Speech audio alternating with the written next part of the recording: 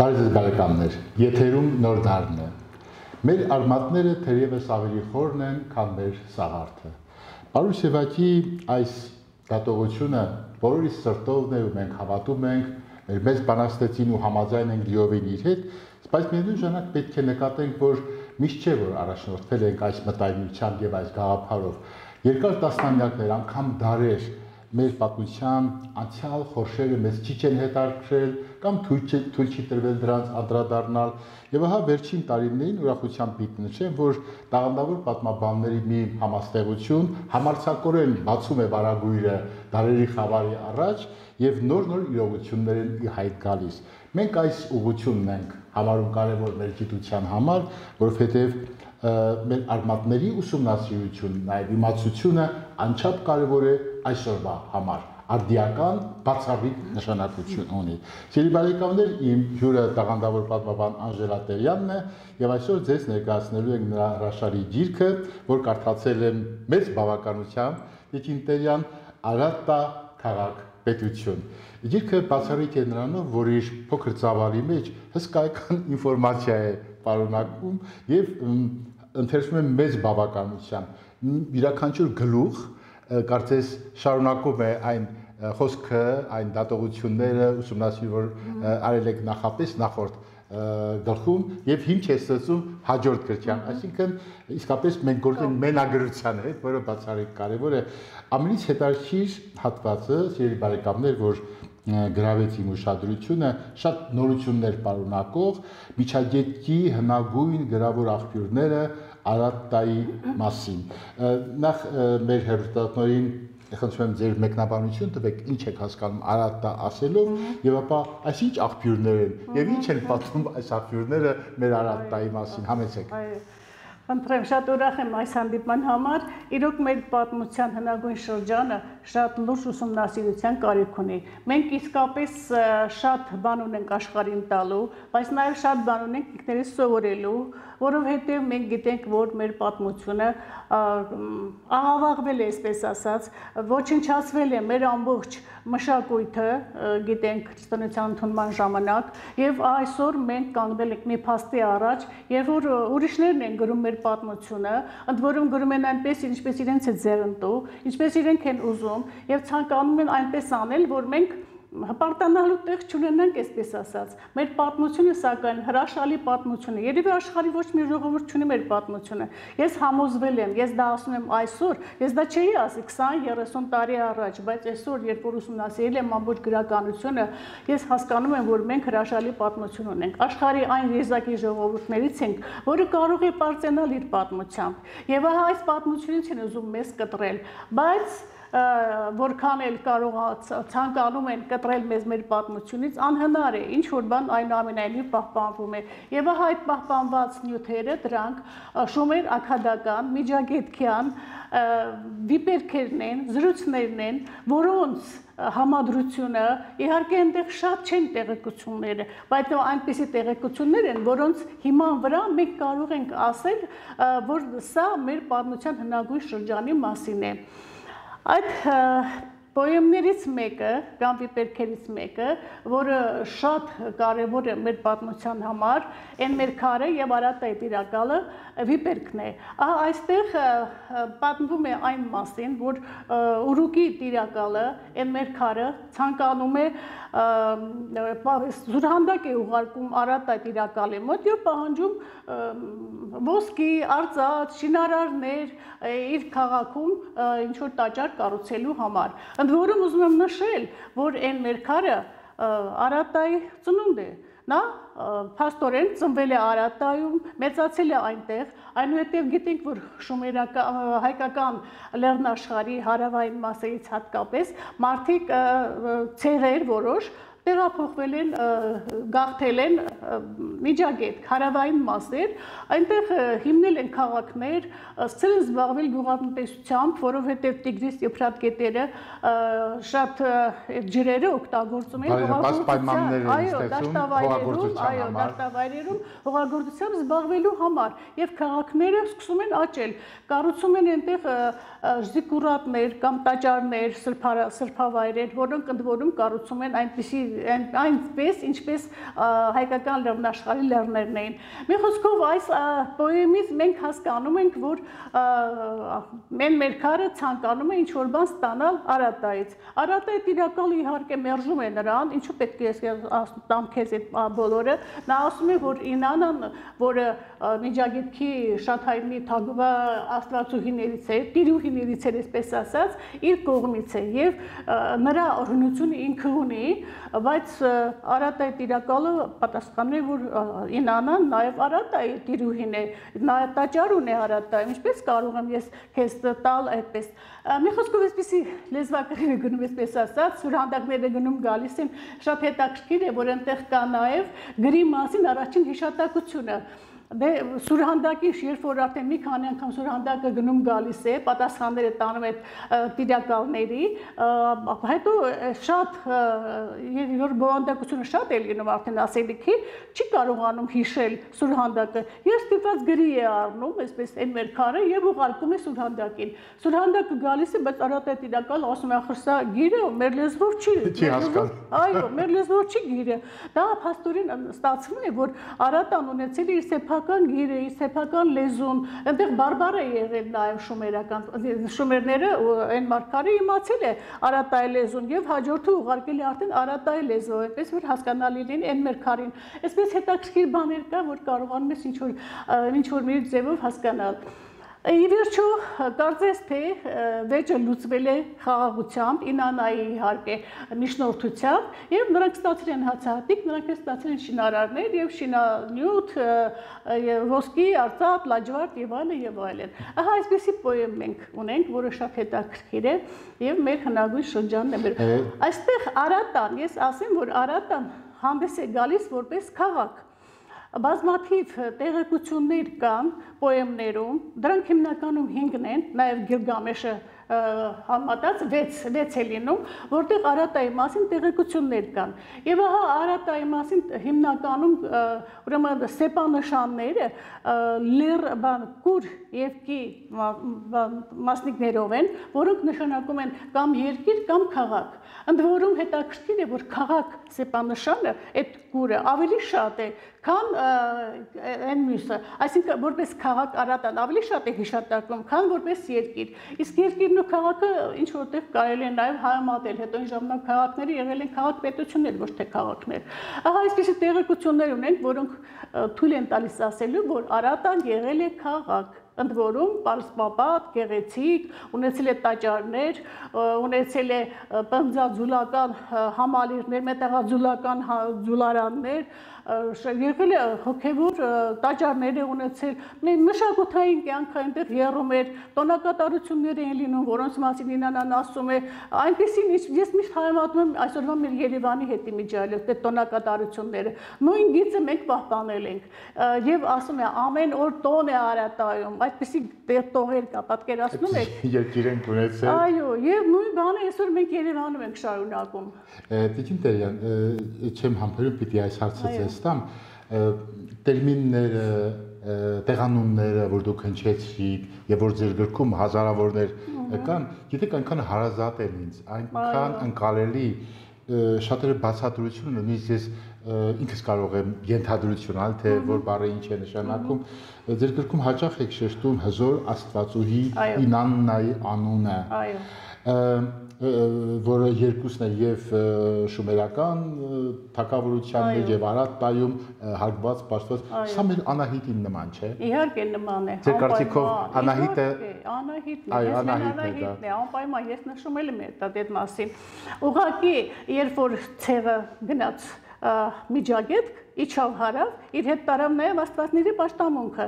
Անահիտի պաշտամունքը մենք արդեն ունենք, նա մայր աստվածուհի է, տիրուհի է եւ այդ հանդես է գալիս տիրուհի պատվանունով։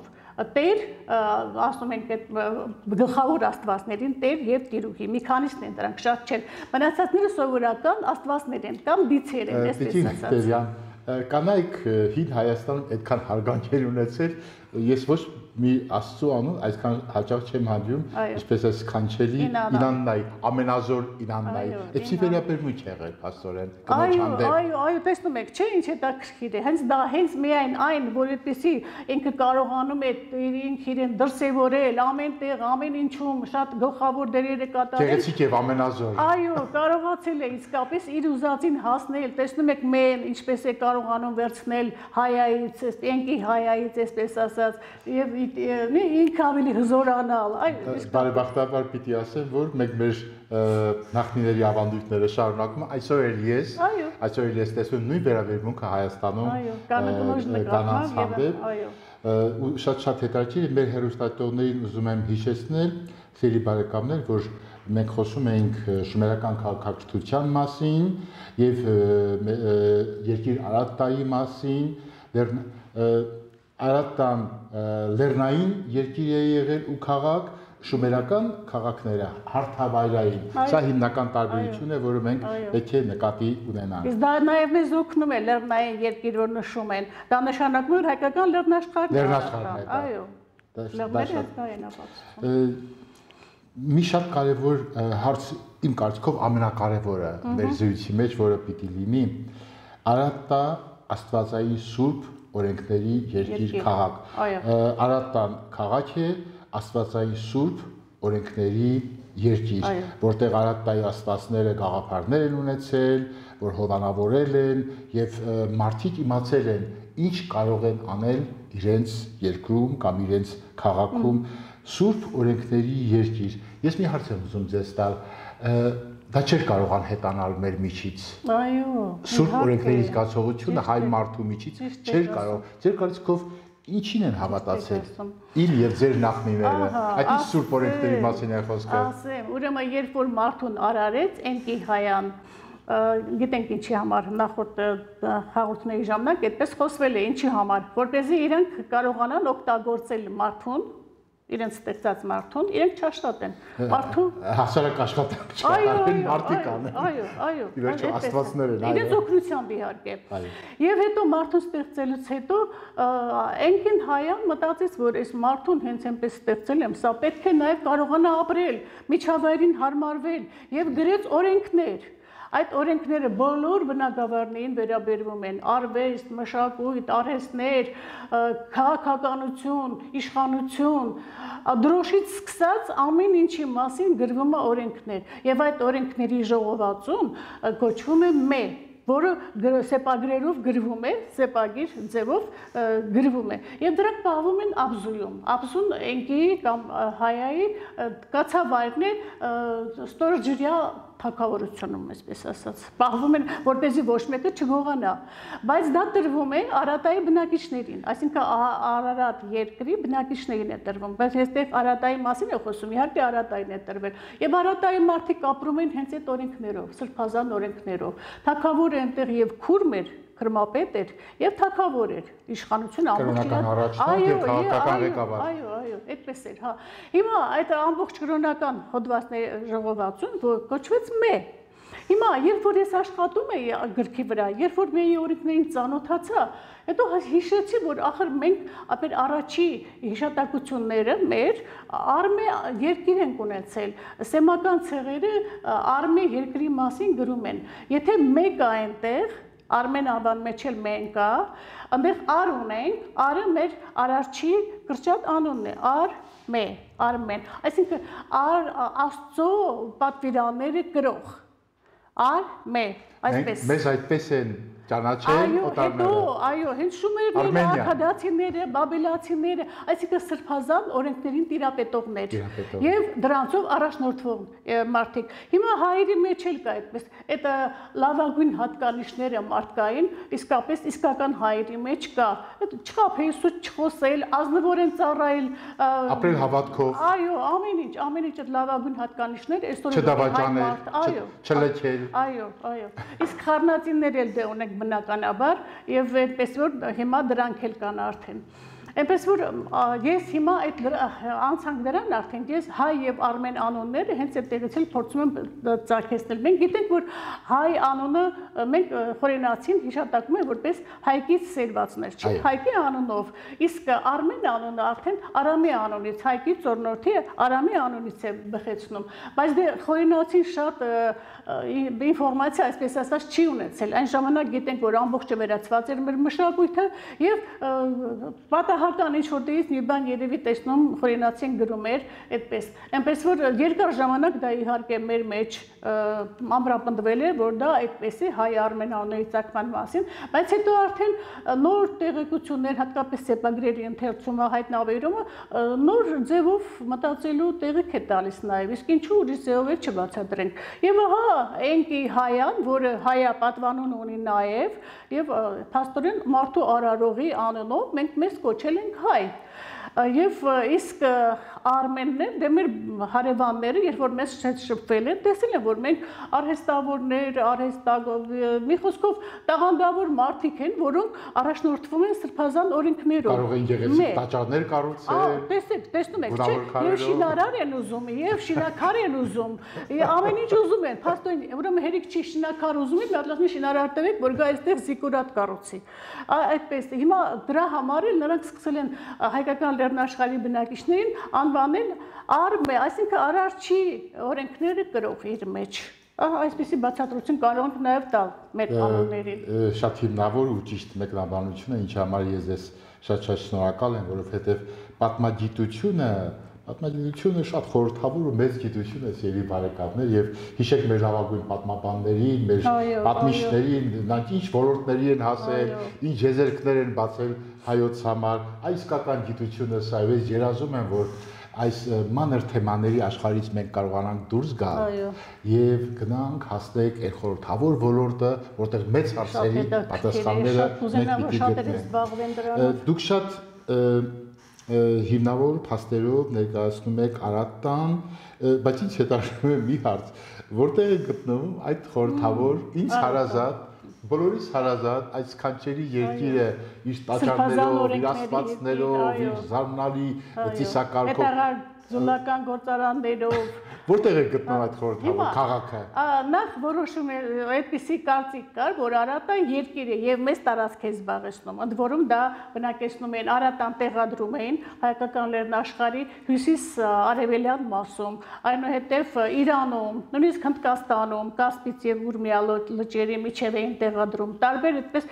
ելնելով ինչ որ հանգամանքներից, նեղ մանրամասն գրված է ինչից ելնելով, բայց հետագայում տեսանք, որ Արատան ավելի շատ քաղաք է։ Հիմա մեր գիտնականների մի մասը, պատմաբանների մի մասը, ես կարող եմ ասել Մարտիրոս Գաբուկչյանի անունը, որը առաջիններից մեկն էր, որ հասկացավ, որ Արատան ոչ թե երկիր է, այլ քաղաք է։ Եվ նա Մեծամորի հետ Արատան համեմատեց, որտեղ այն ժամանակ, երբ որ Գաբուկչյանի 70-ական թվականներն էին դա, այդ ժամանակ արդեն Մեծամորը սկսել էին պեղել եւ շատ հետաքրքիր բաներ էին հայտնաբերել։ Մեծամորը շատ 3-4 հազարամյակի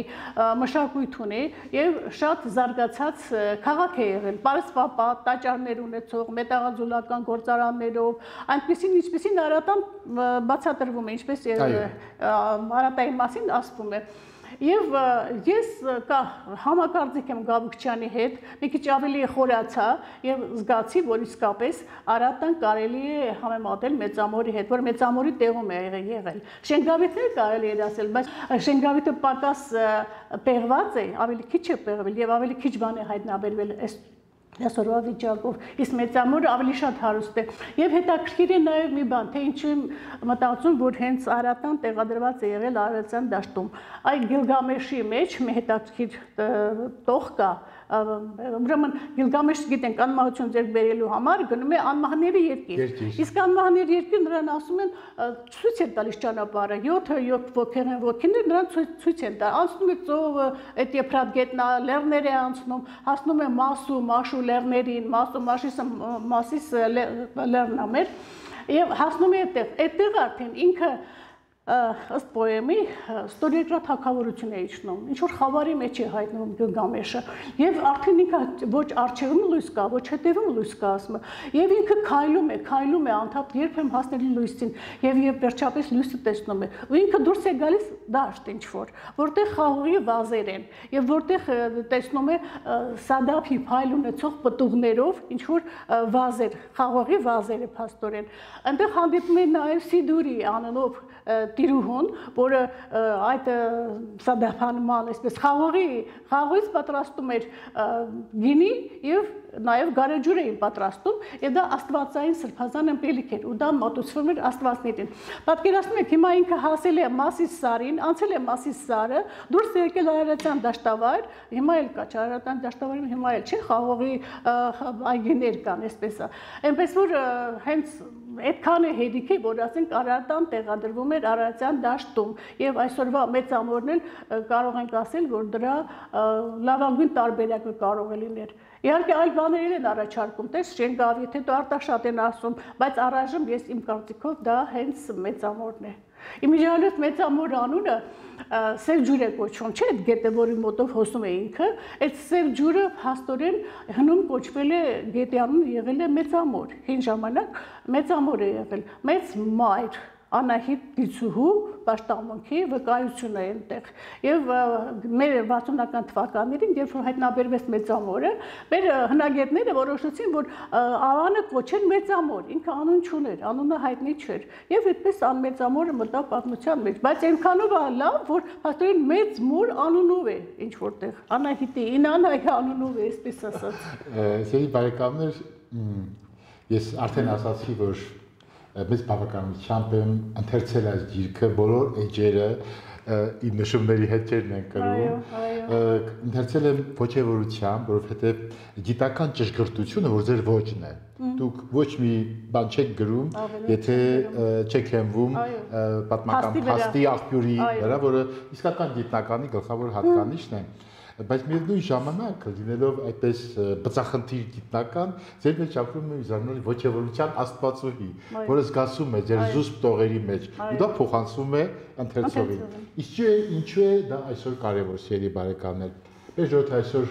շատ դժվարությունների մեջ է ու Անասերի զորություն է մեզ պետք, որ կարողանանք հաղթահարել այսօրվա նեղությունները, դրանք մեր ոգու հետ պիտի կապված լինեն պարտադիր։ Եթե մենք մեր ոչեկան ուժերով չկարողացանք հաղթահարել, մեզ ոչ մի զենք չի օգնի, մեզ ոչ մի տնտեսական բարգավաճում չի օգնի։ Նախ եւ առաջ ապագա հաղթանակները մենք պիտի կերտենք մեր սրտի մեջ, մեր հոգու մեջ։ Եվ Տիկին Անժելա Տերյանը այդ գաղափարախոսության գրողն է, որը մեզ ցույց է տալիս հայ ժողովուրդ գնա ակունքը, քո մեծության, քո զորության, որը մեզ պետք է օգնի այսօր մեր երկիրը բարձրացնելու, զորացնելու ու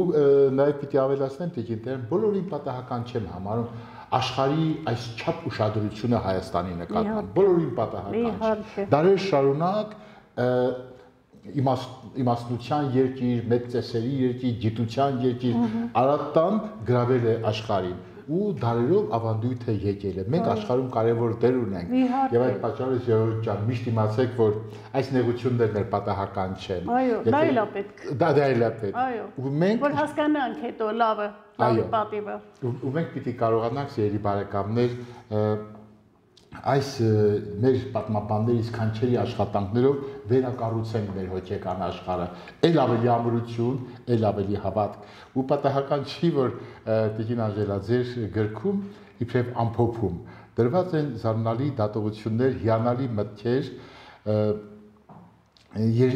ներկայացում է մեր երկիրը, որտեղից ծագում է արևը, դա հայկական լեռնաշխարհն է։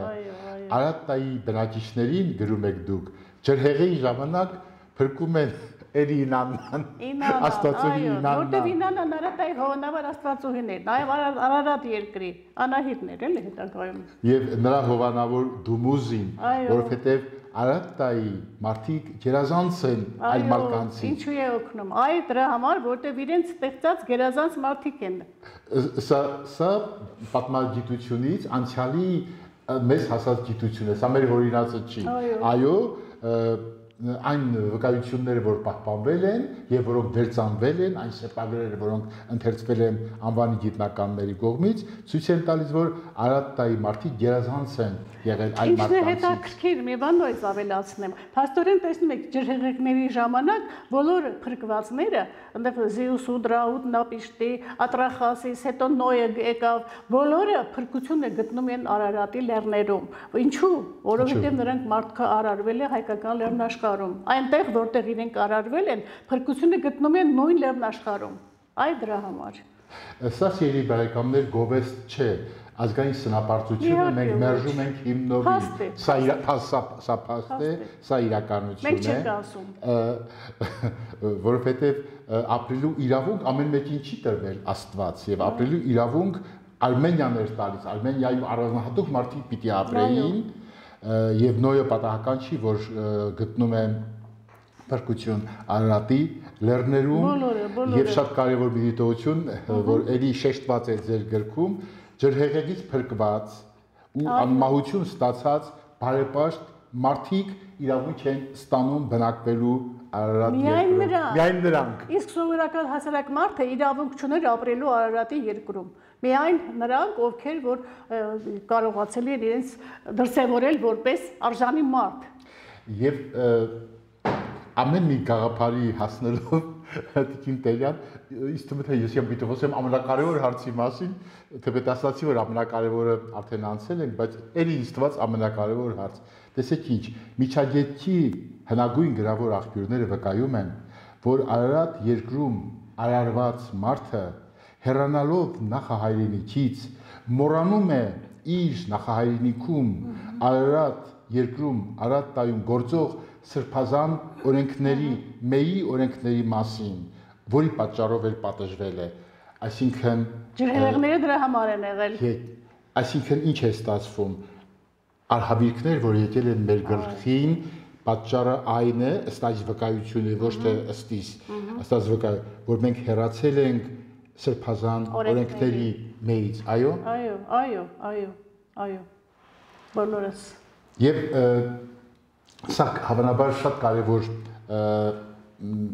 դատում է, դատողություն է, որ այսօր պիտի մենք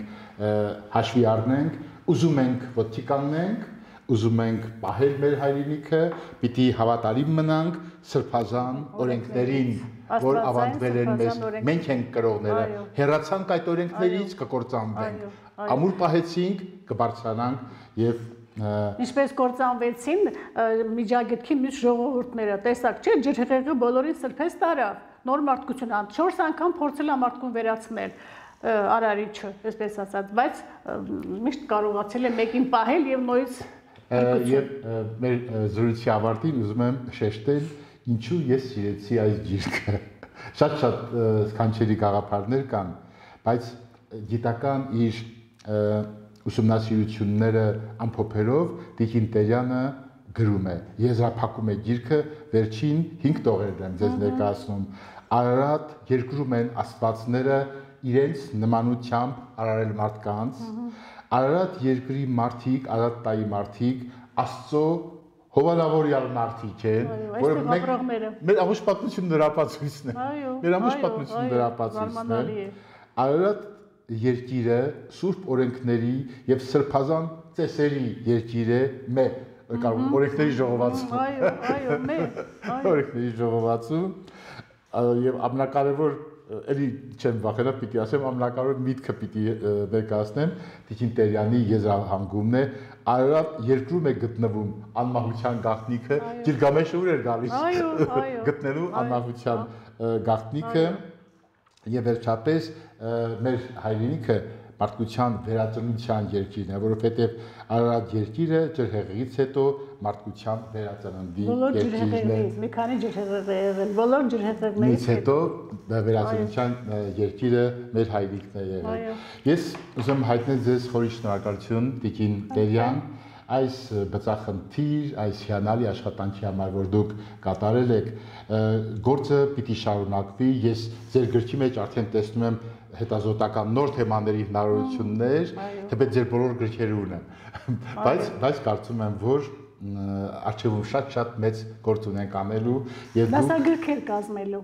դասագրքեր։ Այդ դրանց հիման վրա պետք է դասագրք կազմել։ Միակ փրկությունը դա է այսօրվա մեջ։ Անպայման։ Ես իմ հյուրին Եվ բուհական, եւ դպրոցական։ Այո։ Ես իմ հյուրին Պատվաբան Անժելա Տերյանին հայտնում եմ խորին շնորհակալություն։ Իզես սիրելի բարեկամներ, հորդորում եմ փնտրեք այս գիրքը Արարատ քաղաքապետություն եւ խորանանք մեր պատմության արհեստացի մեջ։ Շնորհակալ եմ ձեզ։ Միշտ նոր հանդիպում։